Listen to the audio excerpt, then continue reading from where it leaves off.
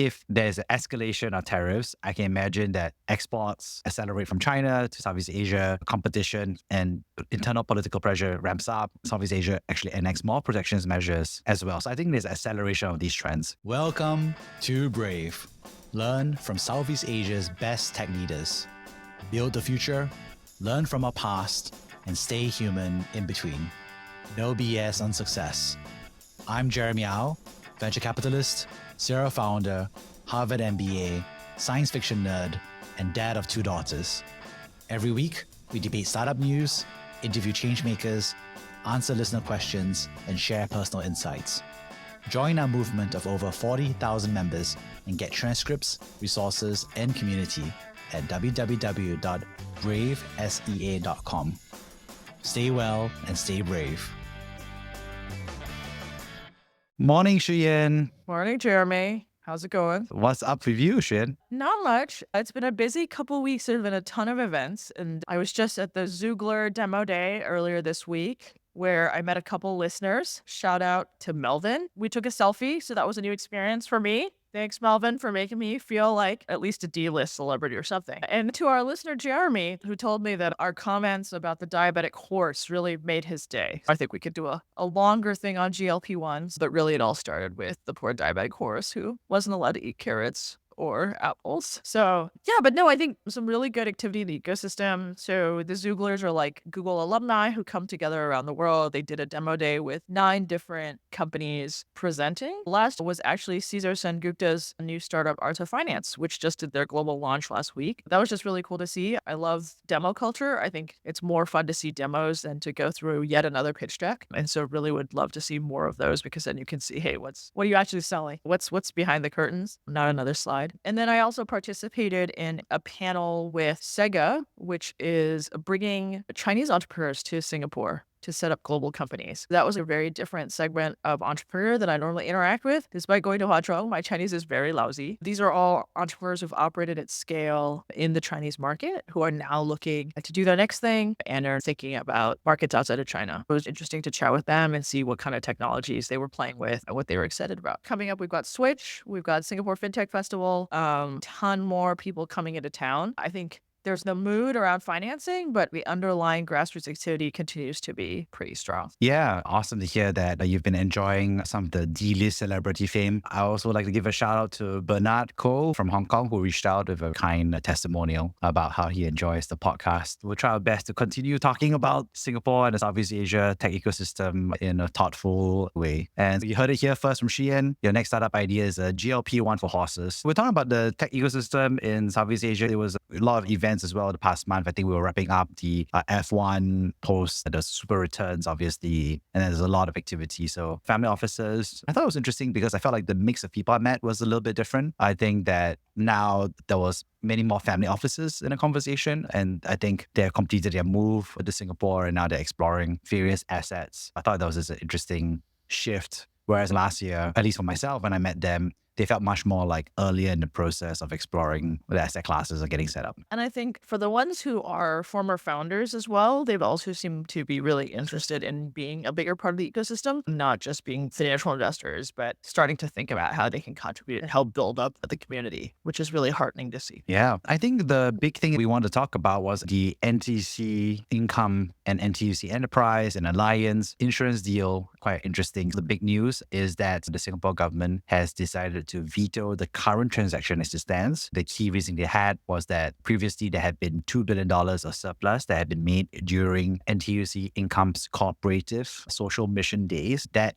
quantum had been given a waiver as part of the corporatization exercise, and they do not believe the social mission and the usage of those funds moving forward is well justified in light of a disclosed fact that Alliance and NTUC Income plan to withdraw $2 billion of cash after the transaction in 3 years. So that's kind of like a high level point of view. Maybe you want to talk about what you think or how you would explain this in a simple way for folks. I think the order of events as we understand it is in T0, you had NTUC Income, the cooperative. It was then privatized. As part of the privatization, the $2 billion of cash that was previously held through the cooperative, instead of being distributed back to the cooperative members, was held as part of the privatization under the justification that they would need that capital to operate. Then along came Allianz. The argument for the transaction, the industrial logic, was that little old NTUC needed a bigger capital partner to compete with the big boys. And that's why this transaction makes sense. The actual business plan for the post-transaction business was to dividend out that cash and, in fact, close down lines of business that would have been capital consumptive. The charitable interpretation could be that along the way, facts had changed, the market had shifted, and different strategies had to be pursued. A less charitable interpretation might be that this $2 billion dividend was conveniently not disclosed early because the optics don't look great. Is that fair, or would you want to add anything to that, Jeremy? Yeah, I think it's 100% fair. And the crux of it is that this was very contentious. This is a good exercise for us to discuss because it reveals a lot about what we have previously discussed in past episodes. Singapore has a lot of cooperatives in our economy, the nature of a social enterprise, a corporation versus a cooperative, obviously kind of like the role of civic society and business world. But let's maybe talk about the transaction itself before we go into those. The end outcome of this was that we thought that Allianz was paying about $2.2 billion for a 51% stake of the company, which roughly valued NTUC income at about $4.4 billion roughly. If they extracted $2 billion of prior surplus, this does two things, right? One is that, first of all, NTUC Enterprise, which was a previous kind of like full owner of NTUC income, now gets $3.2 billion, right? And then Allianz were paid net amount of $1.2 billion for, I guess, smaller NTUC income with a smaller capital base. The net effect is that the NTUC income as an insurer is a smaller business moving forward. You can call it pluses or minus, right? So there's a minus there. The transaction price is therefore better for NTUC Enterprise because they get more wealth. And Allianz also gets a slightly better transaction, which is net neutral. I think the best party out of that transaction would be NTUC Enterprise. Yeah, so you can make the argument that they were performing their fiduciary duty by maximizing the outcome for shareholders. The question is, was that the intended outcome of the privatization to begin with? And were the promises about honoring the cooperative's mission, regardless of the privatization, kept despite all the money flowing in and out? Does the end creature that emerges still do the same job as well as it would have before all of these transactions? I'm not sure I know the answer to that. Well, I think it goes back to the debate for cooperatives because NTUC Enterprise itself is a cooperative. So technically, getting a better transaction price from Allianz is a transfer of wealth from one cooperative, NTUC Income, into another cooperative, NTUC Enterprise as a whole. So you could say like left hand, right hand, from a cooperative structure. One group that also benefits is NTUC Income, the insurer, minority shareholders, right? As part of the corporatization exercise, had bought shares in NTUC Income. So I think those are the dynamics that's a little bit there. And it's interesting to figure out. Yeah, I think that goes back to the original goal of the privatization, right? Did we achieve that? And does this new format with Allianz do a better job of that than not? Yeah, so I think it was interesting to see a lot of former NTUC Income CEOs come out against the deal. So obviously we had Tan Swee Chie, who was the former CEO for NTUC Income, and also the CEO for NTUC Enterprise. He came out against the deal. He came out with a very long and substantive list of objections from his perspective. And I think what was interesting from his argument was that at the end of the day, insurers can succeed over the long term. He uses a lot of examples from Europe and says these insurance functions are actually best performed by a cooperative, effectively a social enterprise for the benefit of its members as well as for society. I thought it was a really interesting argument because I haven't thought about mutualization versus demutualization, which is basically saying what does it take to become a cooperative versus what does it take to unregister as a cooperative and become a corporation, which scratches the social enterprise entrepreneur side of me, which is a very interesting debate because Singapore actually has a long history of cooperatives ever since the 1960s. Do you want to go through what is a cooperative and why they make sense, or in what circumstances they make sense? Yeah, I think cooperatives are helpful because obviously they're there not to benefit shareholders, which one vote equals to $1. That is part of the overall side, obviously. And then generally, as a result, the goal for corporations is that you're supposed to increase profit for its shareholders versus cooperatives are defined by normally as a social mission, but its constituency is based on members, right? So there's no real shareholder as a cooperative, so it's supposed to be benefiting the members. So it's an interesting dynamic where at the end of the day, what you normally see a cooperative do, and NTUC Enterprise is quite famous for running supermarket chains in Singapore called NTUC. Fun fact, NTUC means National Trades Union Congress, which is, again, goes back to its cooperative and worker constituency representation roots. And I think what it means for the context of insurance, by calling back to original mission, that you previously mentioned in a previous episode, that insurance is a way to lower catastrophic risk, right? Motor insurance, catastrophic illness insurance is basically like, if one person gets really sick and 99 people don't get sick, insurance is supposed to spread out the pain of that. The good thing about having a nonprofit run this process is that you would work hard to extend policies to everybody and get a widest possible group. A corporation or a stronger profit motive may have an incentive to have a smaller, higher quality policyholder pool, excluding some of these higher risk populations. I think it's an interesting debate that we have.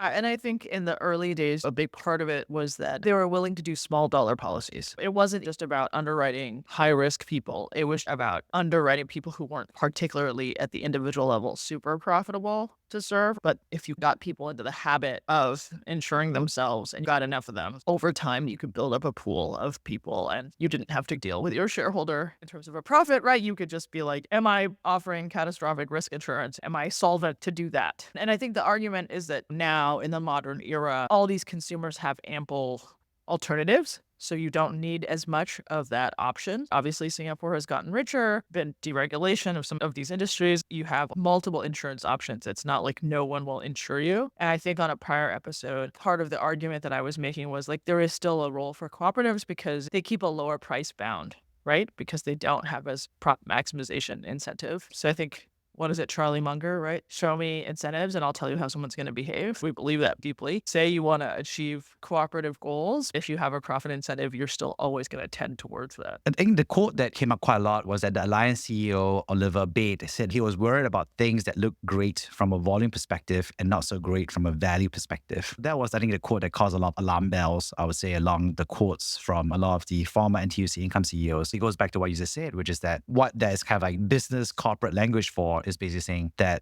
the post-acquisition plans was to shrink the volume of policies over time to create more value from the overall pool, which makes sense from a for-profit insurer looking to expand into Southeast Asia and use Singapore as headquarters. It makes a lot of sense from a corporate perspective and a shareholder. But obviously, from a cooperative perspective, where you have all these policyholders, then you all these questions come up. So I think there's both the goal forward, does this fulfill the requirements, but also there's a strong emotional or philosophical or promises kept, promises made kind of dynamic that I think that's a lot of people are kind of like really getting themselves into. Yeah, I agree. I think it's useful to do some good explanation here because of the historical role that NTUC has played in Singapore society. I think a lot of people feel attached to it, right? If you had to play this out in some other random segment, you're like, hey, this is a cooperative of underwater basket weavers and we've privatized it. And now some foreign underwater basket weaving entity has come to buy a majority stake. I think people would probably care less because fewer people would have been affected or touched by it. When it does have a broad ranging impact that way, I think it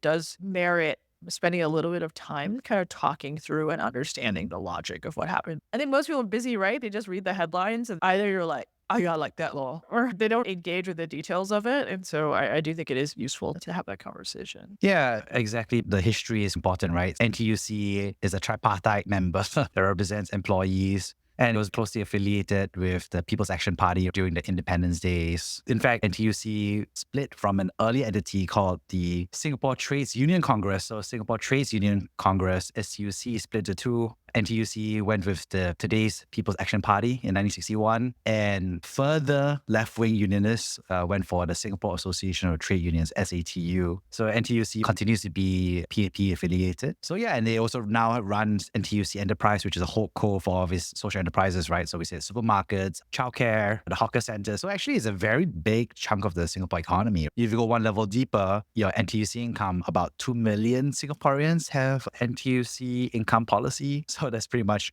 everybody, every household. Obviously, this is going to be a big emotional issue. If you say 2 million Singaporeans have something, That means only the kids don't have it, and maybe your grandparents who don't remember they have a policy. That's pretty much everybody, right? You have 2 million Singaporeans. We should do the math of if the transaction had gone through, what would be the net payout per NTUC enterprise shareholder relative to, I don't know, what potential increase in premiums an NTUC income policyholder would face. And there's some sort of net calculation. But I guess, after the privatization, you don't get any benefit, only the shareholders benefit. So it doesn't really matter to you. Like you as an income policyholder only experience price increases, potential price increases. I think that NTUC income minority shareholders who bought shares as part of the corporatization exercise will benefit. And then this cash withdrawal obviously benefits NTUC enterprise members in the sense that they can use that capital to deploy that in other social purposes and missions, right? So I think if you look at this in a positive spirit, I think he's to say like, hey, we're making a decision that insurance is not the way. We have fulfilled our function as a market price moderator, and we no longer need to run this exercise. So if you look at it, if you see NTUC income move from a cooperative to a corporatization for this proposed acquisition, it feels like the direction of travel feels like, hey, we think that there's less of that. Now, clearly, at the current transaction, it probably doesn't make sense based also on a current pushback by the public. But I think the direction of travel feels relatively clear to me, actually. So you think they'll come back with a revised proposal? I think there could be a revised proposal. It could potentially be accepted. I think the press said there are ways for that to be resolved. For example, the $2 billion of cash withdrawal could go back to the cooperatives, which is what the government had signed the initial exemption for. So I think that could be one way. And then the transaction price and everything would be reevaluated. The standalone enterprise value, other things will sort itself out from there. The other way, of course, is that perhaps NTUC Income continues to be an entity under NTUC Enterprise, but it may continue to do that trimming of its product lines and kind of like restructure its capital and then still eventually return that capital to cooperatives. I think the crux of it is, what do you do with the $2 billion of surplus or extra earnings made during its cooperative days before its corporatization exercise? This is the big sticking point for government, and many ways to resolve that, which is effectively give it back to the government or let it continue to stay within NTUC Income. The clear pushback from my perspective is nobody wants to see that withdrawn. Half of it can go to NTUC Enterprise for social mission purposes, but $1 billion of that goes to Alliance shareholder. I think it's probably failed the sniff test from the government's perspective. Who says every Yeah. day is a slow news day in Singapore? So many good pieces of news. Yeah, there's lots to unpack in this, and there's a lot of history as well. I feel like I understand all the parties in this transaction, how everybody thought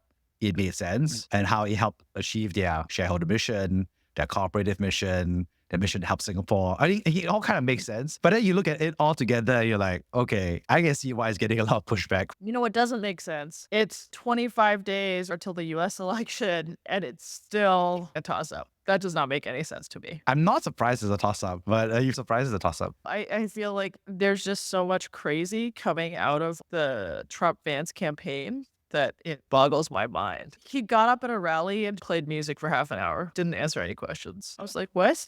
I don't know. I also want to dance for half an hour. Why not? It's chill. I'm not surprised that there's such a toss-up. Maybe it's a vibes election. Who cares what anybody says? We'll just play music. That's like totally crazy to me that a world superpower could decide its leader in such a manner. It boggles the mind. First of all, it's political polarization, which is a function of game theory, right? It's like you have an election that's winner takes all with a lot of executive power. And then the system is slightly geared towards electoral college. So yeah, everybody maximizes. And then some systems benefit when you have 50% deadlock, where you have 5% swinging versus like more young democracies where there are massive swings or massive 30 or 40 point swings. I feel like this is the end state for a mature democracy. I think they need to refactor it. Like, Like, this t-shirt doesn't- now, refactor democracy. I can agree with you that given the set of incentives that people have and where they are, this is a logical place for things to end up, but no one likes it. It isn't like anyone thinks this is a great state of affairs.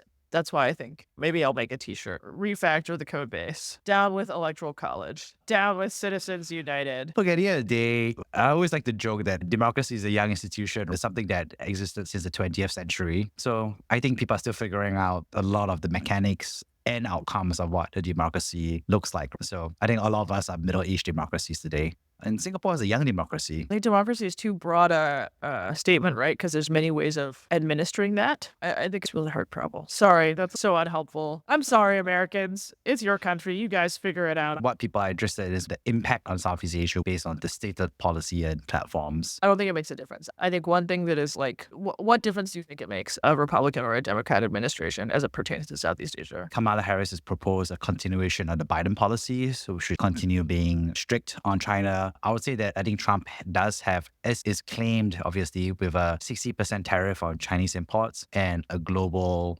import tariff as well, which would apply to like Singapore or Vietnamese exports to America as well, to kind of like reduce from his perspective, the trade imbalance as well. So I think obviously whether you have conviction that this is policy platform be executed afterwards is the question. Of course, that's a question for everybody's mind, but I think that would be a significant change to the free trade environment globally. Yeah, who knows what Trump will do, right? Because he's a wild card. But in terms of the specific China-related policies, it seems clear that both potential administrations would carry on with the tariff regime. That's kind of status quo for where we are right now. The imposition of a global tariff regime seems a little bit of a further stretch. If Trump wins and he executes the policy as he says he will, then obviously Chinese exports to America will drop. I think you're going to see further Chinese movement of manufacturing into Southeast Asia, because if they move their factory into Vietnam and South America, there's a 50% tariff reduction. You can imagine the Trump administration doing a bit, I don't know what you call it, whack-a-mole, right? But trying to make sure that, hey, the 10% tariff for global imports applies to Vietnamese companies rather than Chinese companies, for example. That could be another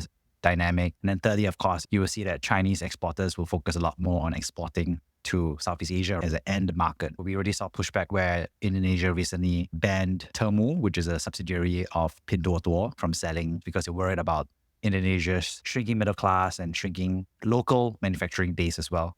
Yeah, but that's already happening. And it's Yeah. not just Southeast Asia as an end export market. China is looking for export markets wherever it can. Most of the PV panels in the world are Chinese. So, yeah, I don't know. I don't think it's that big a difference. Yeah, I think they're united in their tariff regime. I think it's happening. I'm just saying that the acceleration of that will happen a lot more under the Trump administration. And I think a lot more countries around the world that would have taken a more gradual approach to intervening will probably have to take a sharper protectionist measure, right? A lot of Southeast Asian economies were inspired by the Trump and Biden administration policies and tariffs, right? And protectionism, and said, hey, if America is doing this, we should do this as well. Historically, America was a proponent of free trade. I mean, he led all the free trade agreements for a long, long time. So I am just saying, if there's an escalation of tariffs, I can imagine that exports accelerate from China to Southeast Asia, competition and internal political pressure ramps up. Southeast Asia actually enacts more protectionist measures as well. So I think there's acceleration of these trends. We'll see. Yeah. I blocked the morning of the 6th to watch the election results. We'll see how it goes. What was it like? What's the prayer there? That you have courage to change the things I can change, serenity to accept the things I cannot change, and wisdom to know the difference. I think my perspective on that is the US election will happen the way it happens, right? I mean, it's not in my control. It's the weather that will happen, and we will have to do a lot of business planning the day after the election. Such is the plight of small nations. On that cheerful note, There's a lot of small countries in the world. So small countries as defined as places with populations under 10 million. I think over half of the UN countries are countries with less than 10 million. So us small countries have to stick together. yeah, I mean, technically that's what the General Assembly is for, right? It's a democracy, or like one country, one vote, rather than in the real world where the strong do what they want and the weak do what they must, right? That's a different conversation. I guess when you look forward to the next month, Sri, and what's one thing you're excited for? I'm going to my 20-year college reunion next week. Ooh, So I'm excited about that. that's going to be in California. My mom's like, where are you going? I said, I'm going to my 20-year college reunion. And she's like, wow, 20 years, a blink of an eye. And I was like, for you or for me? And she's like, both. I think that's going to be pretty fun. Something to look forward to before the election results, I suppose. I think we mentioned at the top of the episode, Switch FinTech Festival are coming up, and we've got a ton of events around that. So I think it's really good, right? You see all the underlying activity metrics being good in the ecosystem, and there's a lot of excitement. People are building stuff. People are shipping. I love that. How about you? Yeah. What are you looking forward to? Well, I am looking forward to getting work done. Thanksgiving in November is a big end date for American economic activity. My job is to get everything done before that date as much as possible with every single person. Obviously, in Singapore, we work a lot more man hours than the US. And I'm going to do a future episode doing some financial analysis on that research. I'm just excited to get everything done. Do I sound like a workaholic? You know what? We should discuss this in another topic because I know people always say that stat about how Singaporeans work more than everybody else. And I just don't really believe it. Maybe that's controversial. Definitely more than the Europeans, but at least I feel like in the Valley, people work pretty hard. So Yeah. like as a comp to like Southeast Asia startup life, I don't know that we work way more. You're holding your tongue. What do you want to say? Just let it out, Jeremy. Frankly, last night for fun, I was doing that analysis, and the quick sketch of it, the analysis I'm doing was my wife did flag to me that Singapore has more working hours than the US and the EU, and that is true.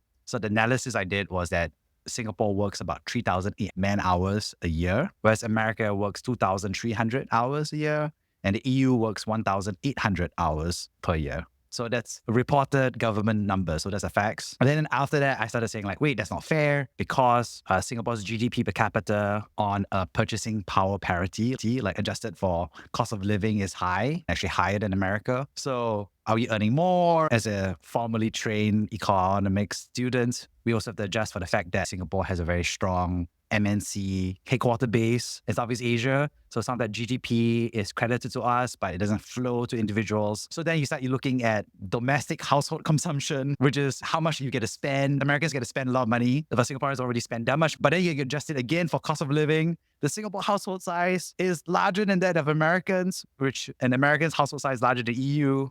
So you adjust for that, and then you have to adjust for working adults in the household. It becomes this crazy Excel process, which I will eventually package nicely. But basically, what I'm trying to say here is the key takeaway is that Singaporeans do earn a lot of money, but they earn a lot of money because they work a lot of hours, and they're not as productive, or they don't earn as much per hour as an American, right? So that seems to be my initial analysis. I thought this was an interesting comparison. I was using that to do this analysis, and eventually I want to broaden it out to the comparables, right? Switzerland, Hong Kong, Israel, London, New York, SF. But obviously, there's a whole exercise altogether. Wow. I didn't realize I had set this off. Okay. You bring the data to the party. I'll just make armchair observations based off of anecdotes. I really enjoy my time in Italy. Just kidding. You make a really fair point. I feel totally called out on this topic. I think it is fair, right? Which is like, let's look at the data and see what it is. But yeah, I agree with you. Let's look at the data. Peace out, and we'll see you next time. Sounds good. Thank you for listening to Brave. If you enjoyed this episode, please share the podcast with your friends and colleagues. We would also appreciate you leaving a rating or review. Head over to www.bravesea.com for member content, resources, and community. Stay well and stay brave.